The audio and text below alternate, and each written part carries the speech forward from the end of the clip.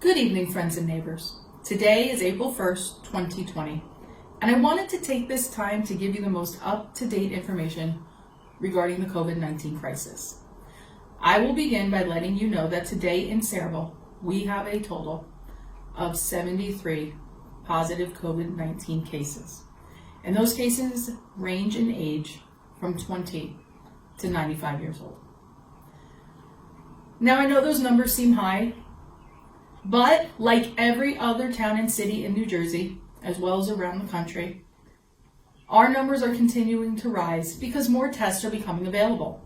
These numbers will also continue to rise because there are no reporting protocols in place at this time to remove somebody from the positive case list if they recover from the virus or no longer test positive. So it is possible that at this point, some of the individuals that we still have counted as positive cases may actually have recovered from the virus and now would test negative for COVID-19. We just don't know.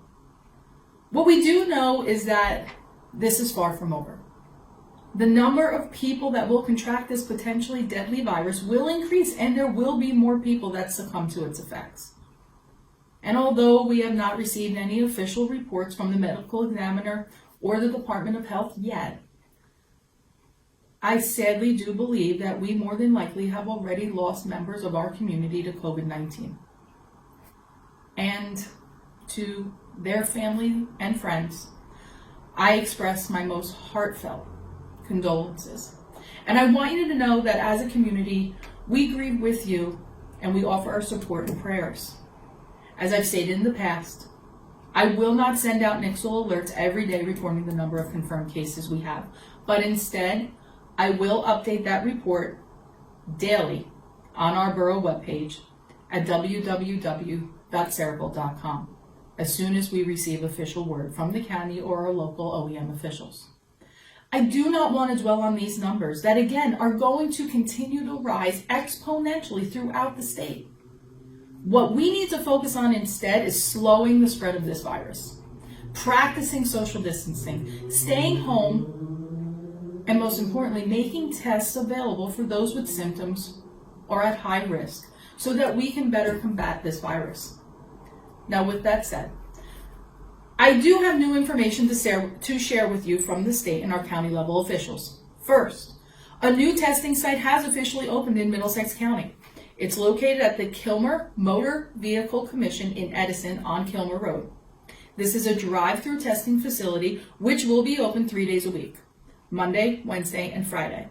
Now, in order to be tested, you must be a Middlesex County resident, have a valid identification, and a prescription from a doctor or exhibiting symptoms. This is a by appointment only facility, and you can make your appointment by visiting middlesexcountynj.gov/COVID-19 testing. Today, in addition to that news, the governor announced that the state has extended the deadline for state income tax filing to July 15th.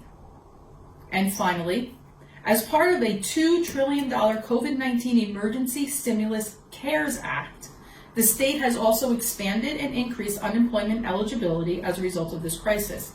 Anyone with questions or needing to file an unemployment report should visit myunemployment.nj.gov or call 732-761-2020. All of this information will also be updated on our borough webpage, so that way you can also access the information through there. Again, that's www.sayreville.com. Now moving on for more local updates. As you are all aware, we are still in a statewide shutdown, and that is going to remain in effect until the governor lifts that. With that, locally speaking, our municipal buildings remain closed. That includes our library and our senior center. All departments, however, are available by phone or by email. Appointments can be made for pressing or emergent issues or business. Our parks are open, but all playgrounds and the skate park remain closed and they are taped off. Most recently, and this is new, we have now officially closed all 32 basketball courts. The nets are tied, and the courts are cautioned taped off. And that was a necessary, unfortunately, a necessary decision in order to keep people from congregating on those courts. Now, you may still visit our parks for passive recreation, like walking or biking, as long as you adhere to the social distancing rules that are in effect throughout the state. One additional piece about our parks is we have also decided that at 8 p.m., the majority of the lighting in our parks will be shut down in order to remind people that they need to go home. This is in order to comply with the stay-at-home orders that were put in place by the governor. I do have another update as well, and many residents have emailed me asking about this. Unfortunately, Fort Grumpy will remain closed at this time, and this is to ensure the safety and the health of our employees, and to make sure that we will still be able to provide essential services in the event that we have an outbreak here of positive COVID-19 cases among our employees.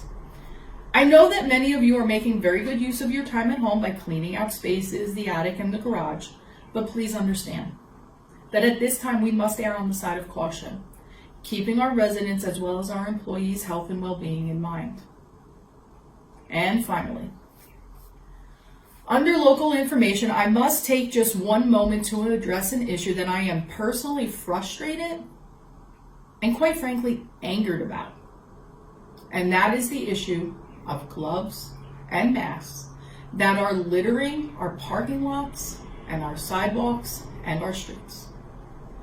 I am personally disgusted by the complete and total disregard for public safety and health by our own members of our community and visitors who feel that it is appropriate to throw their used gloves and masks on the ground after shopping or walking around town. The parking lot at the Sarahbrook Shopping Center is an area of particular concern. I directed the business administrator to contact the owner of the complex and have the lot cleaned, but it is not their fault that that lot looks like it does. I do not understand how anyone during this crisis could be that irresponsible and feel it's okay to throw these items on the ground and think that because they wore a mask or glove that they were helping to stop the spread of the virus by leaving their potentially contaminated belongings behind for someone else to pick up. So I'm going to say this: enough. Take responsibility for yourself and throw out your trash. Respect our town and each other. Now, I don't want to continue on that rant. I think I made that message clear. But I would like to move on now to some more positive news. Locally, we have kicked off a campaign to help stop the spread of COVID-19 with the help of our tweens and teenagers to get the word out to friends and family that they need to stay at home. The hashtag #IStayHomeForSaraville short video featuring kids stating why they are staying home during this crisis has officially gone viral, with over 25,000 views in only 2 short days. The I Stay Home for Saraville initiative was featured on News Channel 12 and in My Central Jersey in the Home News Tribune. East Brunswick, Perth Amboy, Milltown, and other neighboring towns have already taken up our challenge and joined onto this campaign to help stop the spread by posting their own videos. We know that in order for our town and this country to recover and defeat this virus, we all need to do our part and stay home to stop the spread. You can view our video and others by going to the Borough webpage at Saraville.com or by following us on Facebook at Borough of Saraville or by going to our Twitter account at Saraville Borough. Additionally, the Community Outreach Division of our police department, in conjunction with our police auxiliary and the food pantry, have been providing meals and groceries for our seniors and those in need. Between their food drive collection and their newest initiative, Sunday Dinner, they have provided hundreds of meals and thousands of groceries to our residents and their families. The Sunday Dinner program also helps to support our local restaurants here in Saraville as well. The Sunday dinners provided to our residents are all purchased at one of our local restaurants to help keep their businesses open through this very tough time. This impressive program has already been featured on Fox News, My Central Jersey, The Home News, and News Channel 12 as well. Now, anybody that is wishing to contribute, or if you need help or assistance, you can find out more by contacting Lieutenant James Novak or by going to policeoutreach@saraville.com. Now, it's efforts like this that continue to remind me exactly what makes Saraville such a wonderful place to live and raise a family. I want to take this time to thank you, to thank all the volunteers and the people that continue to step up day after day to prove what an amazing town that we are. And with that, I will close by asking you all to stay at home. Together, we will get through this. And with that, I will ask that you stay safe and be well. Thank you.